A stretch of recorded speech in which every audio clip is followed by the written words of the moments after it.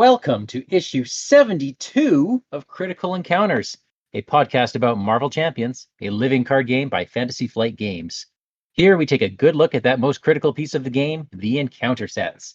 We'll discuss those poorly understood characters, unfairly labeled villains, and their various plans to shape humanity and benefit the planet, as well as those so-called heroes intent on thwarting them. I'm one of your hosts, Mike, and joining me tonight is Steve. I am Groot. Steve? I'm here. Oh, good. How's it going? Good. Hey, good. It's in my throat. Yeah, good. And Daniel. What a weird thing to say. Oh, hi, Mike. How are you? I'm good. How's it going, guys? Fantastic. Good. Yeah. So, no moose again. Hey, listeners. You want to ask us? You got something on your mind? Well, if you do, please ask away because we love answering questions, which we do every time in our Intelligentsia segments. And today's question comes from Meek, one of our favorites. Love Meek. Also, D-O-H-K. Do you guys say D-O-H-K or do you say Dolk? I spell it out. You say it out? I don't say it. I just read it. I kind of like Dolk. Dolk. I mean, it's all capitals, so yeah. I feel like it's D-O-H-K. Yeah, it's probably D-O-H-K. He'll always be Meek to me. So. He'll always be Meek to you. Well, Meek's got a great question for us today. And here it is, gentlemen. If you could convert any so-called hero onto the villain side, who would it be and why? Oh, easy. Oh, well, then start us up, Mike. I mean, look at my avatar. It's the Magus. It's the other form of Adam Warlock. So obviously Adam Warlock. Why? Because he has the power to basically do anything. He repairs rips in the galaxy. Yeah, I want that kind of power on my side. Yeah, doesn't he come to the dark side? Is it like he's Adam Warlock and then he becomes the Magus sometimes? He is so powerful that in order to balance it out, he's got this evil side to him that sometimes takes over. Okay. How about you, Steve? What do you got? Well, I was thinking more like in the game. Okay, well, then in my answer in 4 months. Yeah, I was going to say, Mike's answer holds. Okay. Yeah, all right. And who we have now, I guess. I'm going to say Iron Man because I don't want Daniel to say it. Well, joke's on you, Steve, because I wasn't going to say Iron because I hate him so bad that I don't want him on my team. See, I think he comes to the villain side. He brings all his gadgets. He techs out all our guys. We take all of his money. Right. And we take his corporation, and then we outshine him, and he's no longer in the spotlight, and he can just, go away, but we've got all his stuff. Well, you know what this question got me thinking, gentlemen, was how many of these heroes are already kind of dark and chaotic anyway, right? Mm-hmm. Like, they just need some nudges to the dark side, I think. And so I'll tell you who I chose at the end, because I went through this. I was thinking long and hard about this question. So I'm like, well, Hulk would be nice, but then he already does damage to the heroes for us, right? Yeah. I'm like, well, Scarlet Witch is really powerful, but she already messes things up for the heroes. Star-Lord does. So many heroes make life harder for the other heroes. They kind of do our job for us, right? We were just talking about Rocket last week. His Nemesis set hurts his buddies more than it hurts him. Like, I feel like that is actually pretty common. Black Widow is, she's morally shady. Like, they're already there. But you know who I want on my side? Because he's such a sweet little boy, is Spider-Man. Oh. He's super powerful. I love playing him. And I just think he's like good. You know what I mean? Like, he goes home and he has soup with his aunt and whatever. Like, he's like a good guy. So like turning him would feel good. I thought the Webbed Menace was already a villain. I mean, I've been reading the Daily Bugle all along, and according to J. Jonah Jameson, Spider-Man is a bad guy already. So right, but that is a subsidiary of Fox News. So think of that. Okay. Yeah. No, I mean, I understand where that comes from, but yeah, it might be fake news, Steve. Might be. That's actually that Bugle stuff is definitely fake news about Spider-Man until we can turn him to our side. Right. Absolutely. I mean, is there a more pure hero in the game? I mean, maybe Captain America, but But isn't he he doesn't also? have the raw. Doesn't he have a backstory that's compromised? I mean, his big thing is that he's the ultimate good, but he doesn't have the innocence that Spider-Man does. Yeah. Right. And there are some interesting stories where he has been working for Hydra all along, and Right. like That's that. what I mean. Like, Yeah. Okay. Oh, Yeah. Okay. I don't know. Yeah, How about Spider-Man with like the symbiote suit on? Does he do bad stuff? That I don't know, but that's kind of Venom. That's sort of a different thing. So yeah, Spider-Man's a good one. I think you've corrupted the heart and soul of heroism by taking Spider-Man. Well, that was my hope. Yeah. All right. Well, All right. Steve, I have a burning question. What are we doing tonight? Your turn, huh? Oh yeah, I'm on fire, baby. Ooh. Tonight we are doing another Shadow of the Past. We're gonna look at the 2 in a row. We're gonna look at the other hero that comes in the Galaxy's Most Wanted box. We're gonna look at Groot's nemesis, Furnax. I had the joy of being able to read the entire cycle, the entire series, every single issue with Furnax in it. You guys gave me that task, and I sat down and I read every single one. You read every single rabbit pun. I remember. Okay, how many issues, Steve? How many issues? Well, I don't want to spoil it for anybody, but Furnax appears in one issue total. Is he ever in the movies? He is not in the movies, but he is in the Guardians of the Galaxy animated series out on Disney Plus. That is that's not the 616 universe. It's not the MCU universe. It's its own. It's got a number 61253 90210 whatever. It's a different Marvel universe. But he does appear in that. But first, I want to take it back a little bit. I want to plant the seeds on Furnax. Nice. By going back and talking about who is Groot.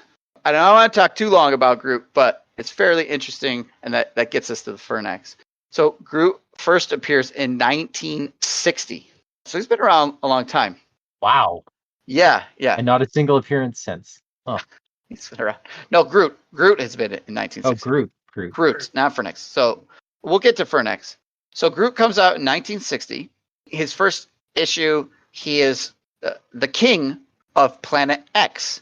And Planet X is his homeworld. I don't know why it's called Planet X, but that's what they call it. And originally, he's kind of a villain. He comes to Earth to abduct humans for his experiments. That doesn't seem that heroic to me. No wonder he gets along so well with Rocket. Right. In these early issues, he can actually talk. He can speak normally. It isn't until his race gets older that their vocal cords stiffen and their speech begins to change, and they can only say, I am Groot. And that's like biological in these early issues. Okay. I don't know if that's the case all along, or if they retcon that or not. Well, eventually he gets his voice back, but that's not till 2018, I think. Okay. So I didn't know that. All right. So he's abducting humans. Humans go after him. He proves to be impervious to human weapons, and he ends up using his psychokinetic abilities to control trees to like wall the town off. And so he can be left alone conducting his experiments. And eventually Groot is defeated by some specially bred termites that get released into the town. Please tell me you made that up just for the show. I did not make that up. Oh my god. Yeah, I mean, these are early comics, so that was one of my early band names, the Specially Bred Termites. Specially Bred Termites. Okay. He survives this. God. But ends up getting captured and put into the monster collection of Tannelir Tavan, who we know as the Collector. You know, our second and third scenarios in the box, the Collector. But Groot is doing all of this abducting people in the United States. He has to flee because of the termites, and he gets captured by the Collector, whose secret monster collection is right underneath our beloved Mike in Canada. I love how you say underneath Canada, as if it's a pretty tiny place that you can put something under. I'm not sure exactly where, but I like to pretend it's under Edmonton. And it's like you can access it through a secret panel in Mike's basement. Quiet! You're not supposed to don't tell the listeners. It's the basement level of the mall there. I'm pretty sure. Right. I've been down there too. Believe me, there's nothing worth collecting. That's what they want you to think, Mike. Well, of course there's it now because Groot escapes. He escapes the collection and he brings a bunch of other monsters that have been captured with him to rampage across the border into New York City. I don't know. I guess they cross the entire state of New York or the entire Canada, but Groot and all these monsters, they rampage across New York City. They end up getting stopped by the Hulk, Thing, Giant Man, and Beast. Okay. So 4 more monsters, if you ask me, right? The big Absolutely. ones too. Wow. Yeah, that's who they got to call in to stop Groot. Is the Hulk, Thing, Giant Man, and Beast. Okay. So he is potent. He's potent. All right, so those are like our early scenes of Groot. So, of course, we have as Groot's nemesis, the Collector, who is constantly trying to put him back into his collection, right? Seems right. Yeah, but that's not who we get. No, we don't have the Collector. And we don't get Hulk or Thing or Giant Man or Beast as one of his nemesis either.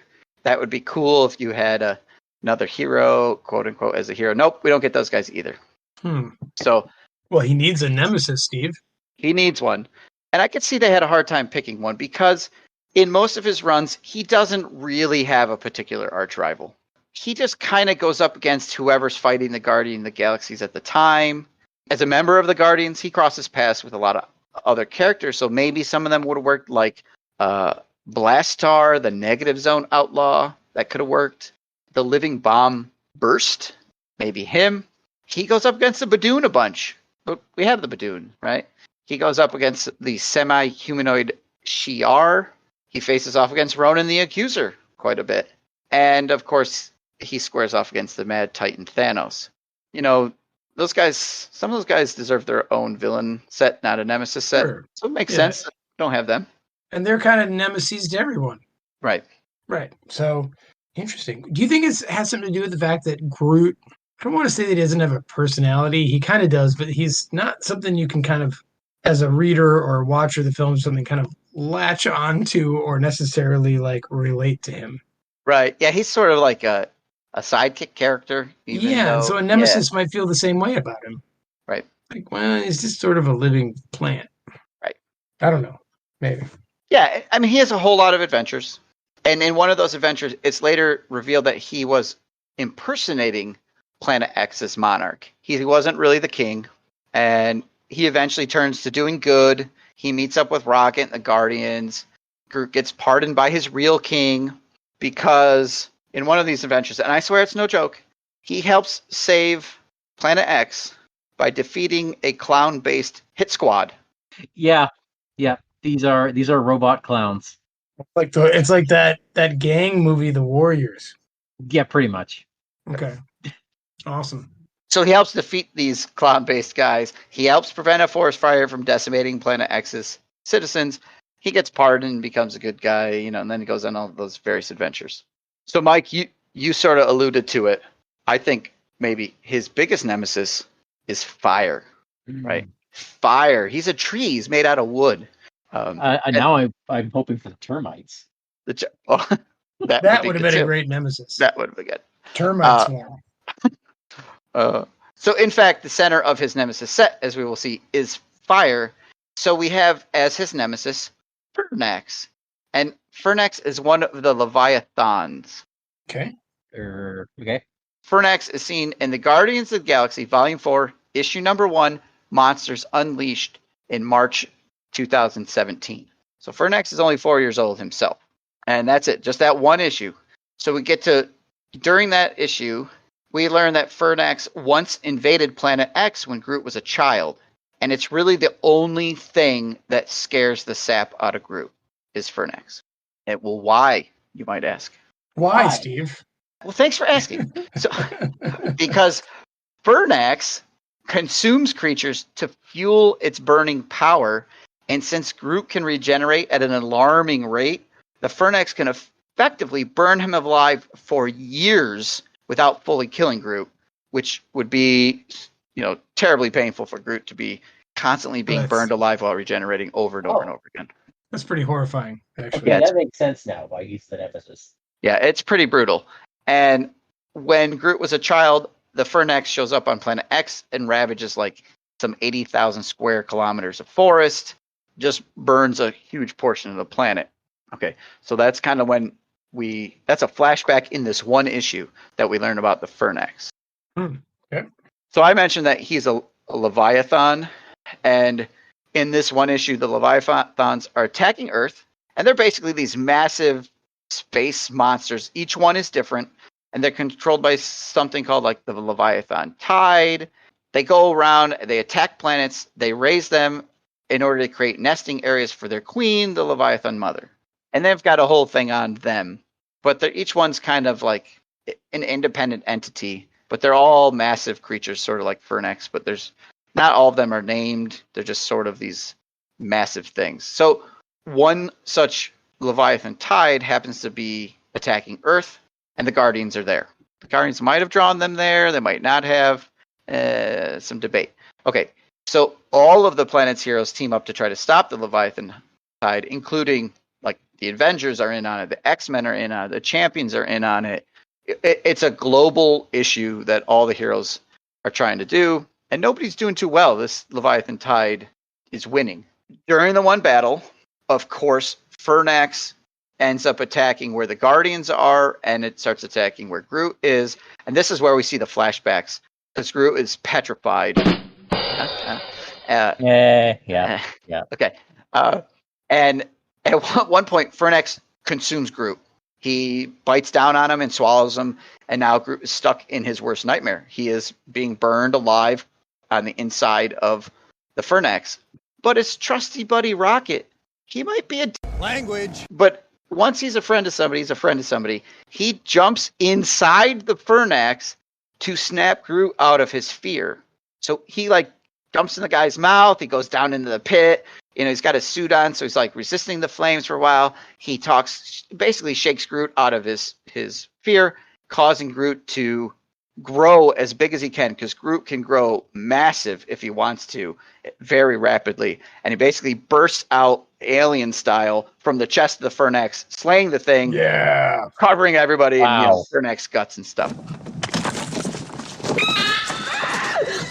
I mean, you know, we're not supposed to root for the heroes, but it's a pretty good scene, so it's fun. And that's it. We got the backstory, the current encounter, and then Groot's salvation all in one short issue. And Furnax is dead and does not ever come back again. So, but that's him. Wow. Well, I mean, might as well be him, right? Yeah. Seems all right to me. Yeah, it's a good little issue. And you don't get a lot of backstory on Groot's childhood. I mean, we see Baby Groot in the movies and things like that, but not his childhood. Okay. Should we talk about the cards? Let's talk about cards. Yeah, so it's classic Nemesis set, 1 obligation, 5 titles. Only 3 unique by title. So, Mike, why don't you tell us about his obligation? Oh, of course. This is Wilt. Obligation. Give to the Groot player. You may flip to alter ego. Choose. Exhaust your alter ego to remove Wilt from the game, or remove 3 growth counters from Groot. If no growth counters are removed this way, this card gains Surge. Discard this obligation. 2 boost icons. I don't know. That last effect, I can see that whiffing a lot. Like, oh yeah, 1 growth counter. Done. Right. One thing I noticed, did they change the wording on Rocket and Groot to say exhaust your alter ego instead of like exhaust Peter Parker? I feel like they did. Yeah, they did, because they don't have different names, right? Right. Okay. It's a real bummer and a missed opportunity that the second effect doesn't require the 3 to be discarded.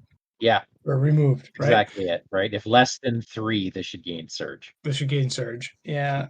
That's a bummer. I've only ever seen Groot played once. That was Becky was playing him. And I feel like she didn't always have a lot of growth counters on him. She did what you're supposed to do and use those as currency, right? So it takes work. It takes a lot of work. It takes a lot of work, and playing that way. And 3 is like a hit. Like if you have 3, you're saving them up for a reason, right?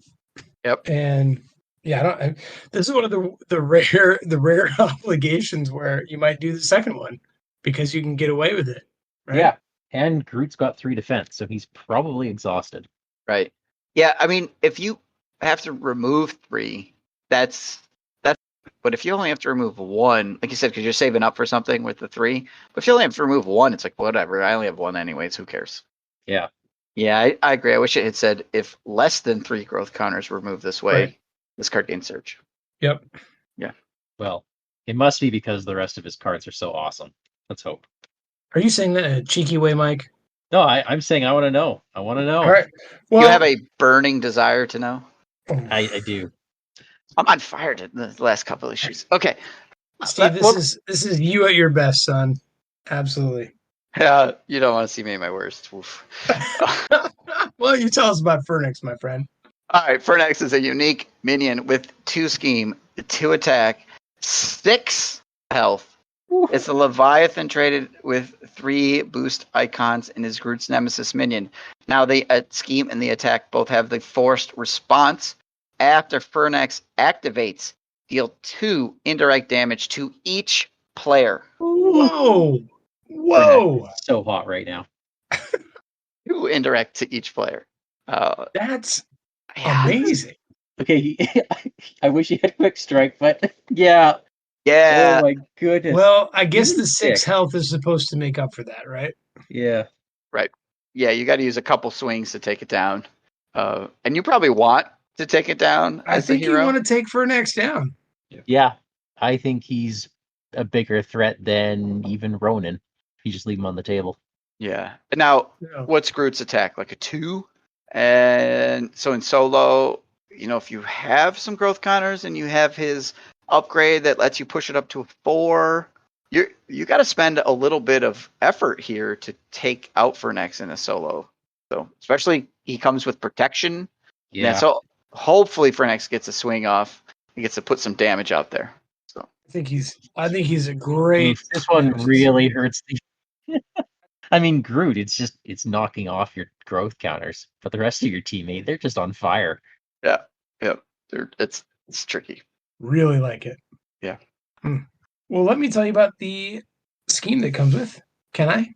Please do. Blazing Inferno is a side scheme. Furnax rampages across Groot's homeworld, Planet X, bringing death and destruction to everything it touches. Force response. After the villain phase begins, deal 2 indirect damage to each player. I'm seeing a theme, gentlemen. Mhm. This has 3 threat per player to start, and 2 boost icons. Yeah, that's big. This is an amazing side scheme. Yeah, I mean, so they Like- both come out at the same time. And if you're playing solo or 2 players, can I take out Furnax, or do I thwart the side scheme, or can I get rid of both? Can I get rid of neither one? More Right. indirect damage? Yes. Like, Yeah. oh my god! I mean, like in a 4-player game, this thing shows up with 12 threat. Yeah. Point of And interest, if you are Groot without any upgrades on you, it takes 3 swings to kill Furnax and 3 thwarts to get rid of Blazing Inferno. That's tough. You need a bit of help. wow. Now, do you guys think the Groot hero is? And maybe this is something we should talk about after the next card. And so I'll ask the question and then delay your responses, if that's all right, gentlemen. Is the hero so good that he needs the Nemesis and the side scheme this powerful? Well, let's There. find out after Fan the Flame. After Fan the Flames. This is a treachery card. 3 copies. 3. They only have a single boost icon, but when revealed, take 2 indirect damage. If Blazing Inferno is in play, take an additional indirect damage. If Furnax is in play, take an additional indirect damage. Yeah. So this is meant to tech against Groot, right? This is powerful when you're not Groot. Groot's got innate defense. He's fine. He has to deal with this. It's a problem, but Rocket hates this. He's only got 9 health. Hawkeye, 9 health. Like, this is...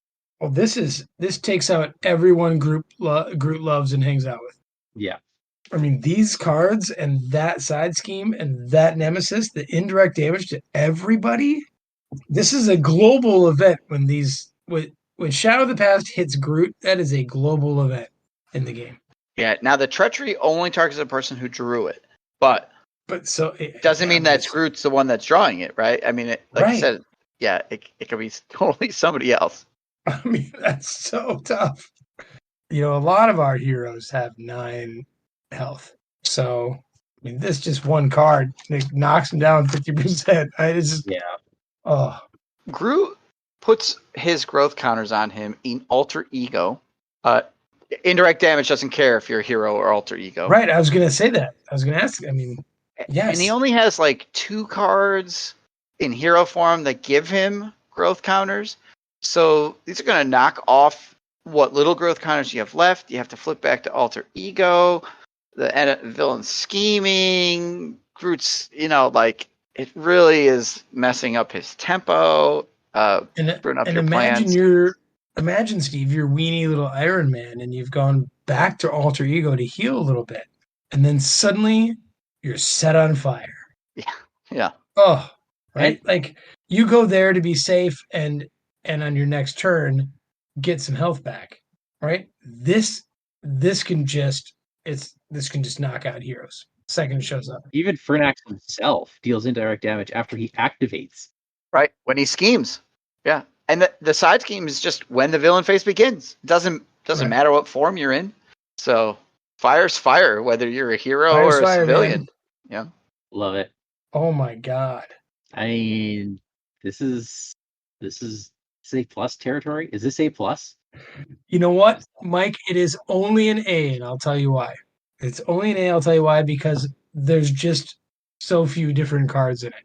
Like, could have been a little more imaginative, perhaps. But oh my God, is this devastating? Maybe it's A for I don't know, creativity, but A plus for devastation and theme.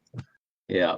And it's so funny. I feel like we've had this before, guys, where it's like some like rando weird Nemesis has a Nemesis set that's amazing. You're thinking of Avalanche. Yeah, right? Or yeah. I remember I was talking about like this guy, this nobody, has one of the best Nemesis sets in the game. Furnax joins that club. This is brutal. And to answer your earlier question, I don't think Groot is so good that they had to tech so hard against him. You know what I mean? Like Doctor Strange, he's amazing. His Nemesis set should be equally brutal, and it's not. Groot's fine. He's fun. He's interesting. But like, this is rough. So. Yeah, I mean, I think if I'm at like a pickup game and I see someone pull out the Groot deck, I'm like, oh no. I'm like, really? Hang on, let me get my She-Hulk out. Yeah. Like, I mean, this is a devastating Nemesis set if it comes out. And as such, I absolutely love it. I think it's great. And the colors on the cards. Oh yeah. Are great. I was thinking like maybe a better Nemesis set for Groot is something more, I don't know, psychological or biological kind of for what he is or something. But no, this really works. Because this is scary as hell if you're on the team with Groot. Oh my gosh. Well, that was fun, guys. Oof. Yeah, they didn't go out on a limb with this one. They knew what they were doing. Guess I wish there were more branching paths to the cards, but whatever. Thank you. So, sometimes when there's fire like this, guys, you need to hide. You need to go into your secret lair and recoup. And you know where they can find us? Where? Well, folks, you can find us on email at criticalencounterspod@gmail.com. We are Critical Encounters on Facebook. You can find our YouTube channel by searching for Critical Encounters Podcast. And on Discord, we are Vardane, Big Foam Loaf, and Wandering Took.